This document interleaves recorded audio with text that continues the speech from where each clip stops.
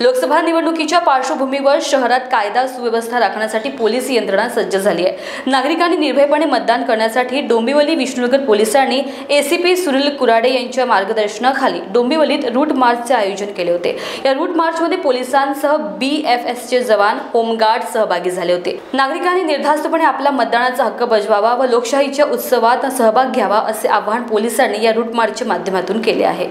कल्याण 24 लोकसभा निवडणुकीच्या दृष्टिकोनातून दिनांक 20 रोजी होणाऱ्या मतदान प्रक्रियेसाठी पोलीस प्रशासनाची तयारी म्हणून व निवडणूक प्रक्रिया निर्भयपणे पार पाडण्याच्या दृष्टिकोनातून बाहेरून आलेला फोर्स आणि मतदान केंद्रावर ड्यूटी करणारा फोर्स यांचा डोंबिवली वेस्ट भागामध्ये रूट मार्च अरेंज करण्यात आलेला होता आणि त्या दृष्टिकोनातून महत्त्वाच्या भागांमधून आज सकाळी 9 ते 11च्या दरम्यान हा रूट मार्च घेण्यात आलेला असून नागरिकांना या निमित्तानं आव्हान आहे की आपण जास्तीत जास्त निर्भयपणे मतदान करण्याच्या दृष्टीने बाहेर पडावे।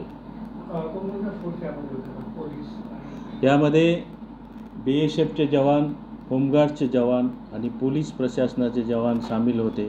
साधारण 1 ACP, 3 PI, 12 अधिकारी, BSFचे 70 जवान आणि होमगार्डचे 100 जवान आणि पोलीस प्रशासनाचे 70 जवान या रूट मार्चमध्ये सामील झालेले होते।